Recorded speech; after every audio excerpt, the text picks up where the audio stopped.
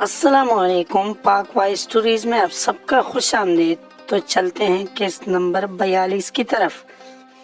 دن کچھ اور آگے سر کے تو گھر کے حالات کو دیکھتے ہوئے میں نے کچن ہی نہیں بلکہ پورے گھر کا انتظام سنبھال لیا تھا، اور میرے اس عمل سے کسی اور کو تو نہیں، البتہ نجمہ بھی کو خاصی دھچکا پہنچا تھا۔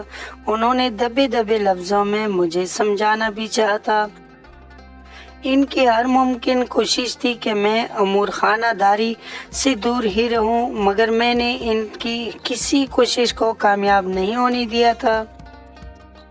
میرے کچن سنبھالتی ہی ہر چیز میں تربیت اور نظافت نظر آنے لگی تھی، اور خوش رنگ کھانے دیکھ کر تو کیف کے علاوہ اون اور فائز بھی تعریف کے بنا نہیں رہ سکتے تھے۔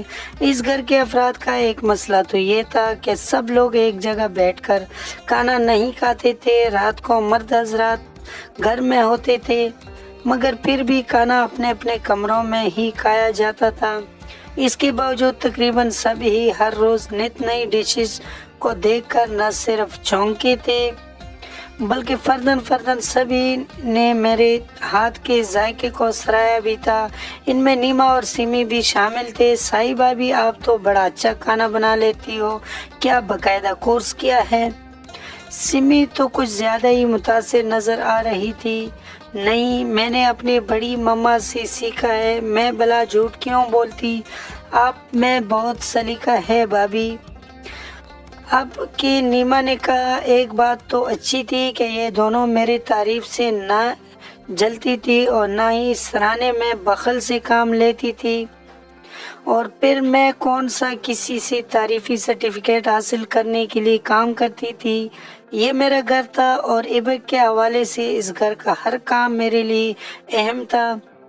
کچن کی حالت بہتر کرنے کے بعد میں نے دادی کا کمرہ دیکھا تھا۔ وہ اس گھر کے بزرگ ہستی تھی، مگر ان کی اہمیت اور حالت کسی ٹوٹی پھوٹی ناکارہ سامان سے بڑھ کر نہیں تھی۔ سب سے پہلے میں نے ان کے لیے آئرن راڈ کا سنگل بیڈ منگوایا، جس کا گدا انتہائی نرم اور آرام دہ تھا۔ اسے پرانے قدیم پلنگ کو اٹھا کر اسٹور روم میں رکھوا دیا تھا۔ دادی کے کمرے کے صدیوں پرانے پردے میل کچیل اور دھول مٹی کے باعث اپنی اصل رنگت کھو چکی تھی۔ انہیں اتروا کر کوڑے دان میں پھینکوایا اور نئے پردے دیے تھے۔ چھتیں، دروازے اور کھڑکیاں جھاڑے، فرش کو سرف ڈال کر رگڑ کر کے رانی سے دھلوایا۔ کمرے میں اتنے سالوں سے رجی بو کا دھیرے ہی سے خاتمہ ضرور ہو گیا تھا۔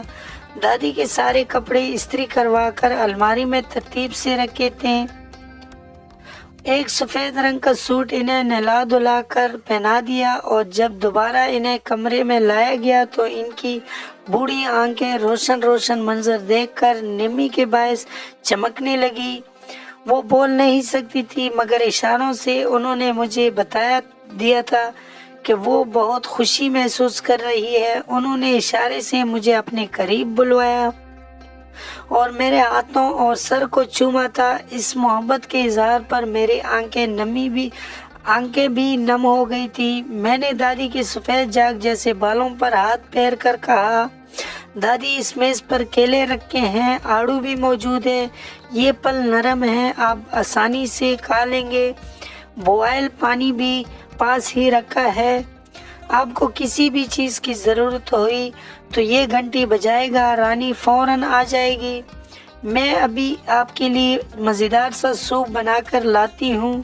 ہاں دادی گویا میری بات سمجھ چکی تھی، سو اس لیے اسبات میں سر ہلانے لگی۔ میں نے ایبک سے کہہ کر ایک نرس کا بندوبست بھی کروا لیا تھا۔ یہ نرس بہت اچھی تھی، بیوہ عورت تھی، دادی کی جی جان سے دیکھ بھال کرنے لگی تھی، انہیں نہلاتی دھلاتی، روزانہ نیا سوٹ پہناتی، احتیاط سے کھانا کھلاتی تھی، وقت پر دوا دیتی۔ دادی کو خوش باش اور بہتر حالت میں دیکھ کر مجھے لگتا تھا کہ گویا میرے ذہن سے بوجھ ہٹ گیا ہے۔ اس طرح ماما کا کمرہ بھی اب تبری کا شکار تھا، مگر پھر میرے ہاتھوں نے اس کمرے کو بھی سنوار کر ہی چھوڑا تھا۔ ماما نے بھی مجھے اپنی من مانی کرنے دی تھی۔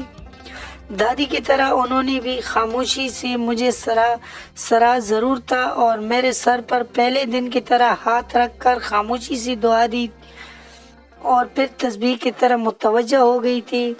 گھر کے اندرونی نظام میرے ہاتھ میں کیا آیا، نہ صرف گھر میں سلیقہ نظر آنے لگا بلکہ کچن کے اخراجات بھی نہ ہونے کے برابر ہو گئے تھے۔ راشن ختم ہونے کا نام نہیں لیتا تھا اور جو پیسے بھی مختلف بلز اور راشن کے لیے ایبک دیتا تھا ان میں سے بھی کافی بچ جاتی تھی۔ حالانکہ پہلے مہینے میں 2 دفعہ راشن آتا تھا۔ جو ہی میں نے یہ بات نجمہ بھی سیکھی تھی تو وہ ٹھنڈے لہجے میں بولی، امید ہے آپ لوگوں کو یہ سٹوری کا قص پسند آیا ہوگا۔ اگر پسند آیا تو ویڈیو کو لائک کر لے، کمنٹ میں اپنے رائے کا اظہار ضرور کر لینا اور چینل کو سبسکرائب کر لے، بیل نوٹیفیکیشن کو آن کر لے تاکہ ہمارا آنے والا قص آپ کو بآسانی پہنچ سکے۔ اگلے قص میں پھر انشاءاللہ ملاقات ہوگی، تب تک کے لیے اللہ حافظ۔